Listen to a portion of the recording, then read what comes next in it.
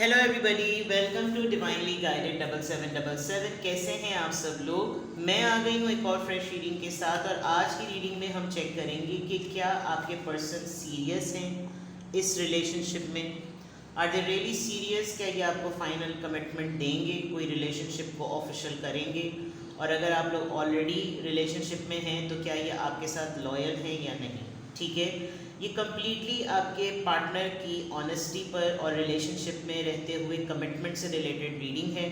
तो trigger warning मैं पहले ही दे रही हूँ कि ये किसी के साथ मैच करेगी और किसी के साथ बिल्कुल भी मैच नहीं करेगी। तो मैसेज वही लीजिएगा जो लगे आपको अपनी सिचुएशन से मैच करते हुए। टैरो में ये मैसेजेस आए हैं, सब अपने ऊपर इम्पोज मत कीजिएगा और इनकी बेसिस पर कोई फाइनल डिसीजन मत बनाइएगा। हमेशा अपनी प्राइवेट रीडिंग लें, मुझसे लें या किसी और से लें, और जब आपको तसल्ली हो जाए कि आपने तमाम इन्फॉर्मेशन गैदर कर ली तभी आप किसी कंक्लूजन पर पहुंचिएगा। डिस्क्रिप्शन बॉक्स में मेरा नंबर मौजूद है, साथ में सेकंड चैनल का लिंक भी मौजूद है। सेकंड चैनल पर और इस चैनल पर दोनों ही पर प्राइवेट रीडिंग लेने के लिए मेरा कॉन्टैक्ट नंबर एक ही है। तो दोनों चैनल को लाइक, शेयर और सब्सक्राइब कर दीजिए। I still need your support and love. Please do hit the like button. जितना लाइक आप करेंगे उतनी रीच बढ़ेगी, और जितना आप सब्सक्राइब करते चले जाएंगे, शेयर कीजिए दूसरों में ताकि दोनों चैनल्स को मैक्सिमम सपोर्ट मिले। बड़ी मेहनत करती हूँ मैं और बाकी लोग भी मेहनत करते हैं, बट इट्स जस्ट अबाउट अक्सर यूट्यूब पे चैनल पे लोग कह रहे होते हैं एक बटन ही तो दबाना है। तो प्लीज़ चलिए, क्या आपके पर्सन इस रिलेशनशिप में सीरियस हैं या नहीं। ठीक है, इसके ऊपर ये रीडिंग है। रिलेशनशिप की स्टेज फेज से आप खुद वाकिफ़ हैं।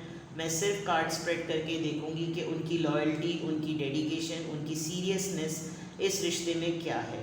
रिगार्डलेस आपकी क्या स्टेटस है, क्या रिलेशनशिप का फॉर्म है, आप जिस पर्सन को माइंड में रख के रीडिंग देखना चाह रहे हैं, please keep an open mind and सिर्फ और सिर्फ वही बात लीजिए जो लगे आपको। ठीक है, क्या आपके पर्सन इस रिलेशनशिप में सीरियस हैं।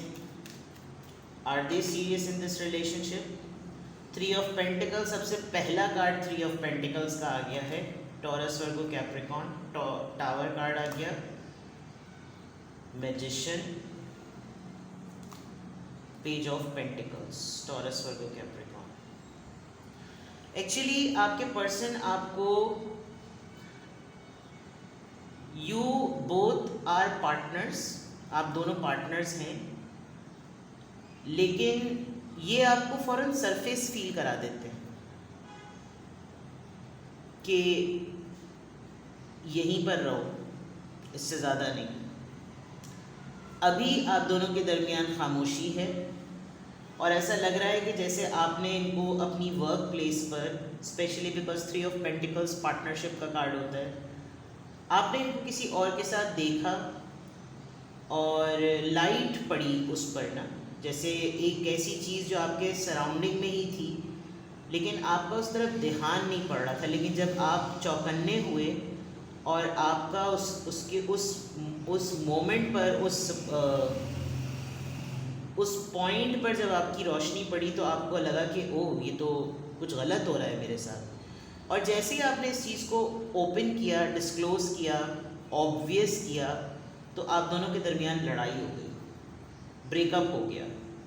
तो ऐसा लग रहा है कि जैसे शायद इन्होंने आपको ऐसा भी फील कराया कि ये वन साइडेड है, मेरी तरफ से ऐसा कुछ नहीं था, कि तुम्हारे दिमाग का फतूर है, यानी कुछ इन्होंने इस तरह की बातें ज़रूर की। अब प्रॉब्लम ये है कि आपने इस स्टेज को एक्सेप्ट तो कर लिया, लेकिन आपको लगता नहीं है कि ये जो इसने किया है ये इसने सही किया है। यानी सही से मुराद ये कि जो इसने किया है ये इसने नियतन किया है। बिकॉज आपको किसी हद तक ये बिलीव होता है कि नहीं, ये इसने किसी के कहने में किया, इसको मुझसे अभी भी लगाव है। But with the page of pentacles, कभी कभी अगर आप डीप रिफ्लेक्ट करें तो आपको शायद खुद ही अंदाज़ा हो जाएगा कि इस रिश्ते में गिवर कौन है और रिसीवर कौन है।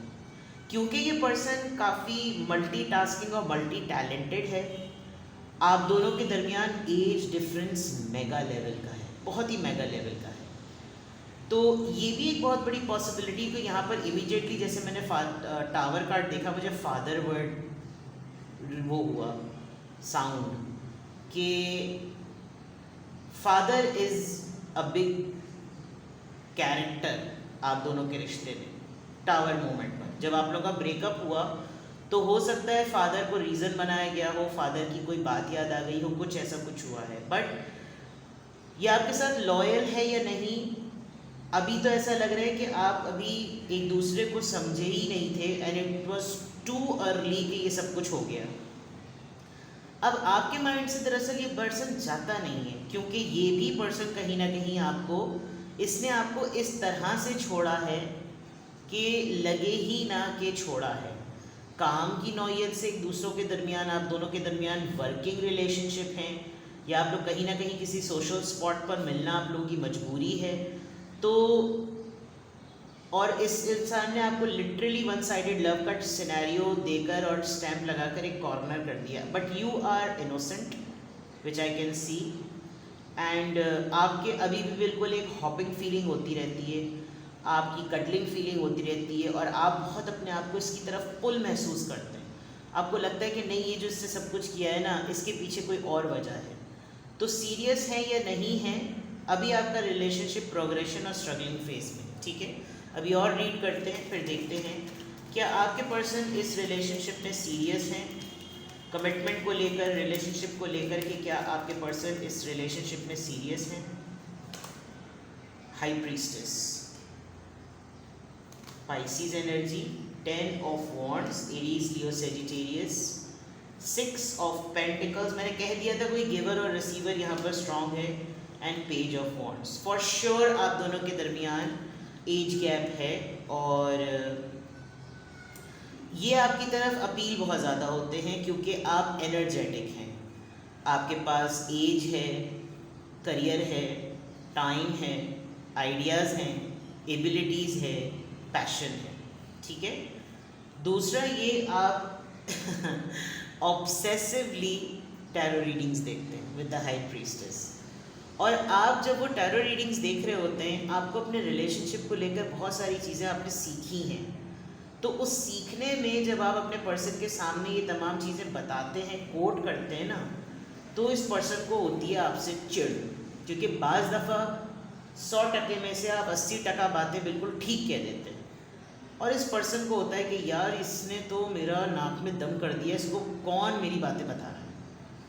And with the 6 of pentacles कहीं कहीं पर आपने अपना हाथ अब पीछे कर लिया है कि भाई थोड़े से अलर्ट हो जाओ। ये पहले आपको बहुत सारे दूसरे मामलात की वजह से वर्क प्लेस पर ख़ास तौर पे मिसयूज़ करते होंगे और आपको वो मिसयूज़ आपको इन्फैचुएशन लगती होगी। इन्फैचुएशन कहते हैं मोहब्बत का गुमान होना।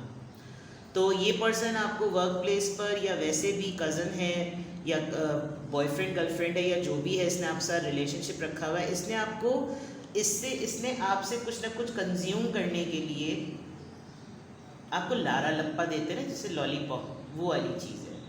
आपको टैरो रीडिंग से ना, टैरो रीडिंग देख कर या आपने करवाई है टैरो रीडिंग और आपको पता चला है कि ही और she is playing tricks with me, जिसकी वजह से ये पर्सन काफ़ी परेशान है कि ये इतनी अर्ली एज पर ये कैसे सेंस कर लेता है या कर लेती है कि मैं इसके साथ क्या गेम करने वाला हूँ। तो ये आपको इस रिलेशनशिप में रहते हुए ये सीरियस हैं या नहीं, बेसिकली तो देखिए ये रिसीवर हैं, ये अपनी तरफ से इनपुट अपना कम ही रखेंगे।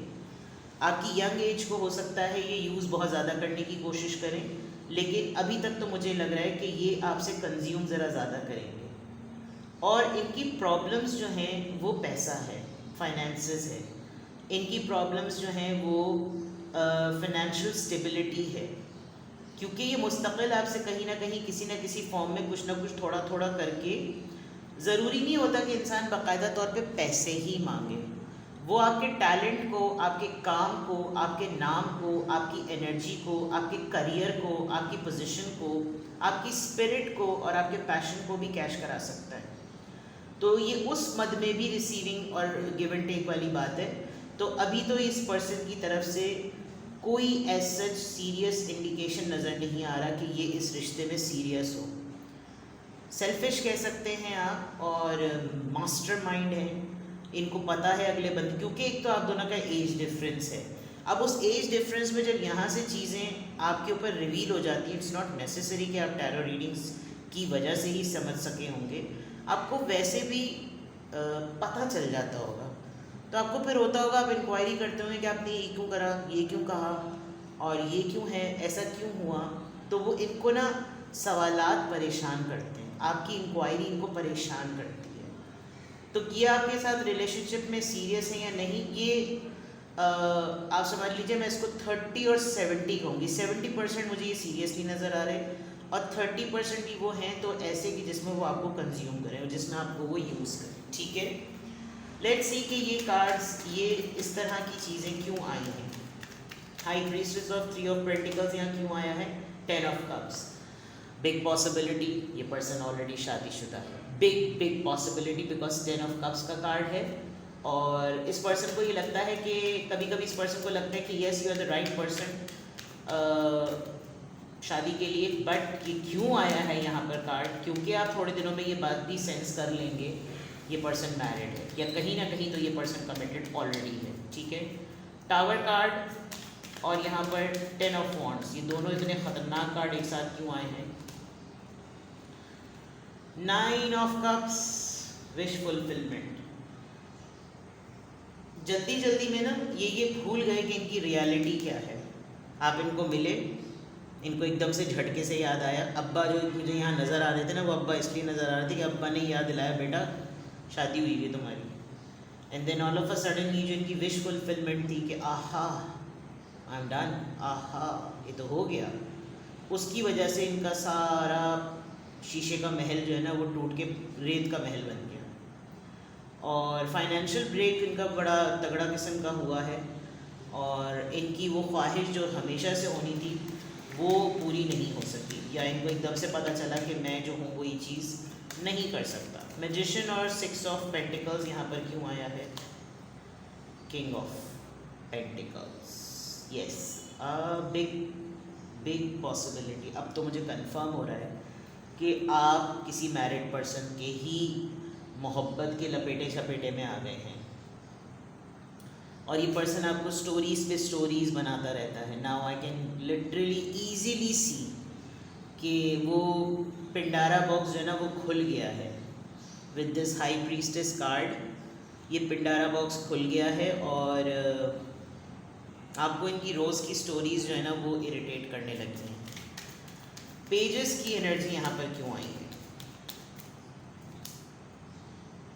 Night of cups, they are sorry, they are शर्मिंदा, क्योंकि इन्होंने शुरू में आपको बहुत राग अलापे हैं, फिर इन्होंने आपको स्टैम्प जोन किया है कि इट्स योर फॉल्ट, तुम्हें मैंने कहा था मोहब्बत में पढ़ो, मैंने तुम्हें फोर्स किया था कि तुम मेरे साथ ये सब कुछ करो। और लेकिन जब कभी भी इनको ये होता होगा ना कि असल ज़मीर की जो आवाज़ होती होगी उसमें इनको ये फीलिंग आती होगी that they played with your innocence and they are playing with your innocence. आपकी मासूमियत से खेल रहे हैं, आपके भोलेपन से ये लोग खेले हैं। तो क्या ये आपसे इस रिलेशनशिप में सीरियस हैं? No, a big no.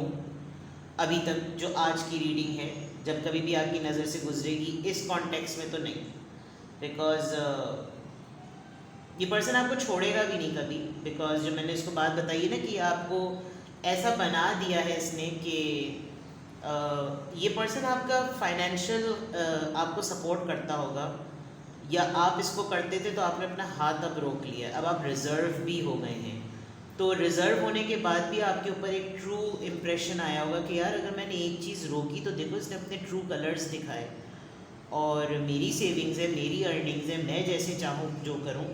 या फिर इस पर्सन ने सोचा होगा कि अब हम दोनों के दरमियान ऐसा क्या है जो मैं अब इसके अखराजात उठाऊँ, और उन्होंने हाथ खींच लिया होगा अपना। This had happen and you are single right now, you are independent, you have.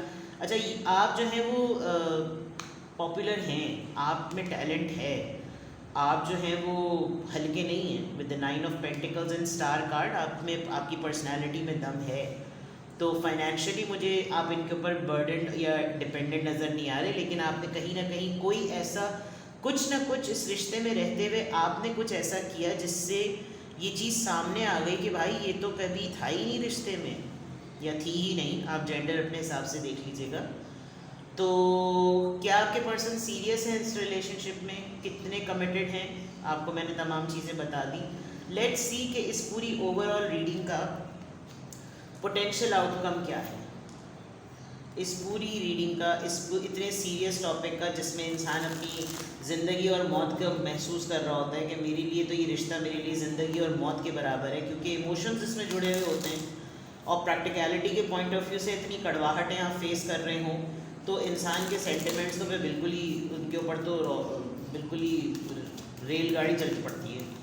चलिए जनाब, लेट्स सी कि अगर ये रीडिंग आपसे मैच कर रही है तो फिर इसका ओवरऑल पोटेंशियल आउटकम क्या है, क्या होगा फिर, what will happen then. Conclusions are within reach, जल्दी ही आपको रिजल्ट्स पता चल जाएंगे, बहुत ज़्यादा दूर की बात नहीं है। Step out of your comfort zone, डरे मत आप इनसे बिल्कुल भी घबराने की ज़रूरत नहीं है।